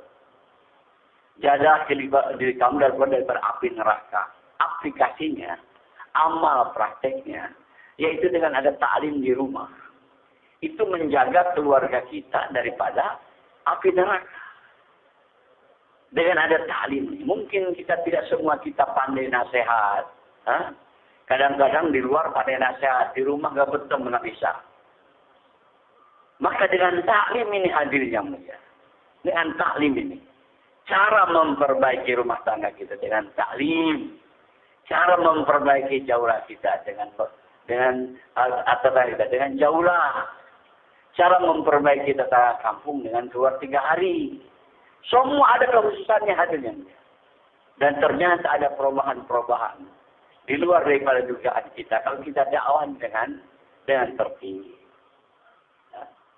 Kadang-kadang orang bertanya, mana lebih penting intikoli atau makomi? Saya mengatakan, kalau kita keluar di jalan Allah 4 bulan tepat, diterima oleh Allah, tandanya dia bisa menghidupkan makomi. Kalau orang menghidupkan makomi, musyawarah harian, 2,5 jam, taklim rumah, taklim masjid, jauh keluar 3 setiap bulan, diterima oleh Allah, dia bisa intikoli. Itu hadirin. Jangan sehari mengejek, dia bilang intikoli aja nggak mau makomi. Tapi ada yang itu dia bilang sama makomi aja nggak keluar-keluar. Ini dua-dua nggak benar hadirin yang mulia. Kalau orang intikolinya diterima, dia bisa menghidupkan amal makomi. Kalau makominya diterima oleh Allah, dia bisa intikoli, bisa keluar. Jadi jangan melihat orang, sempurnakan diri kita. daripada makominya, daripada intikalinya. Untuk orang lain kita minta kepada Allah supaya Allah sempurnakan mereka. Kelemahan-kelemahannya disempurnakan. Baik kelemahan intikali maupun makami. Dan kita jangan merasa lebih sombong, takabur. Tidak. Kita juga kalau tidak diberikan taufik dan hidayah oleh Allah, nggak bakal bisa begitu. Dan juga hadirin dalam usaha hidayah ini, kita harus mempunyai kekuatan iman. Yaitu jangan putus asa dan jangan berbangga diri. Sebab hidayah ini mutlak di tangan Allah. Kadang-kadang kita dakwah ini habis-habisan misalnya kan. Tapi Masya Allah orang yang kita ajak nih tidak geming-geming begitu saja misalkan. Kita harus terima sebab ini hidayah tangan Allah hadirin. Perkara hidayah ini mahal. Kata ulama hadirin, kalau ada orang kafir yang tidak dapat hidayah, dia mati. Dan dia mati itu merasakan langsung siksaan api neraka, ada kata dia kembali lagi ke dunia, tapi tidak diberi hidayah oleh Allah, tetap kafir lagi dia. Jadi jangankan kita dengan bayan dengan ini mau nasihat, dia ngelihat sendiri neraka, tapi kalau tidak diberi hidayah oleh Allah, tetap dia kafir lagi aja. Itu mahal. Jadi hidayah ini mutlak di tangan Allah. Maka kita di samping usaha-usaha ini, doa, mohon kepada Allah. Supaya Allah turunkan hidayah. Maka itulah kerja di siang hari kita adalah sibukkan diri kita dalam dakwah. Dan di malam hari sibukkan di dalam doa. Mohon kepada Allah. Itu kerja daripada para nabi. Maka sekarang diserukan katanya. Bagaimana para dai itu menjadikan siangnya seperti siangnya Rasulullah. Malam harinya seperti malam harinya Rasulullah. Dan kita jangan merasa sudah cukup keluar 4 bulan, 4 bulan sebagainya. Tidak. Usaha terus sampai masuk iman ke dalam hati kita. Jadi ini bayan sudah sering saya dengar nih. Mujakarta sudah tahu begitu. Tapi bukan hanya tahu, masuklah ke dalam hati kita. Perkara itu sudah misalnya. Itu hadirin, kita sudah sering dengar. Bahwa kalau orang kafir itu mati dalam kekafiran tidak beriman. Dia akan dimasukkan ke dalam neraka untuk selama-lamanya. Kalaulah ini pikir bukan hanya sekadar tahu, masuk di hati kita. Kita nggak bisa tidur hadirin. Kesian kepada mereka tuh, sayang kepada mereka. Maka ketika satu ketika mana ia tidak tidur, bolak-balik di rumahnya. Istrinya bertanya, ya Maulana, kenapa engkau begitu gelisah dan tidak bisa tidur? Jawab Maulana, kalau pikir ini yang ada pada aku, ada pada engkau. 2 orang di rumah ini yang bisa tidur. Jadi begitu hadirin. Jangan sekadar tahu bagaimana ini masuk ke dalam kitab. Pikir ini, kepentingan iman, kepentingan hidayah. Supaya manusia ini selamat. Ini belum masuk, maka dengan cara berulang-ulang. Kalau istilah orang Malaysia, dia bilang lagi dan lagi, sampai Allah campakkan hidayah ke dalam hati awak. Jadi hidayah ini macam benda, pluk, jatuh begitu. Dia bilang begitu. Lagi dan lagi. Sampai hidayah ini Allah campakkan. Allah jatuhkan. Itu walaupun itu orang berulang-ulang. Tidak apa sampai betul. Ada pikir masuk kepada kepentingan dakwah, kepentingan agama. Iman. Nah ini perbaikan ini dengan begitu. Jangan kita tertipu. Saya sudah tahu. Itu paling dibayarnya itu juga.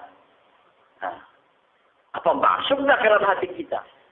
Yang diikat masuk. Hadirin, tidak ada orang yang lebih beruntung selain daripada orang yang dapat hidayah daripada Allah.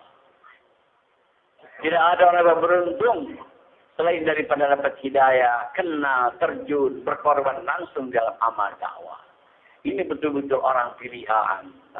Orang-orang yang betul beruntung yang ikut kepada amalnya Rasulullah SAW. Hadirin, hidup hanya 1 kali, tidak bisa kita 2 kali kembali ke dunia. Manfaatkan dengan baik. Dan amal yang paling besar, yang paling tinggi adalah amal dakwah. Mungkin kita dulu ada kelemahan, sekarang kita niat perbaiki diri kita. Akan terjun, akan lebih kuat, lebih dekat kepada Allah dengan amal dakwah ini. InsyaAllah semuanya siap hati insyaAllah. Maka untuk itu hadirnya ada berkait-kait afkar ini. Kita kemarin sudah ditaskil untuk supaya sepertiga hidup. Sekarang coba kita taskil. Sudah kita lakukan yang kontan insyaAllah untuk memenuhi takaja-takaja. Ke negeri jauh, ke India, Pakistan, dalam negeri. Banyak takaja-takaja. Kalau bisa nih taskil sekarang dalam bentuk jamaah aja.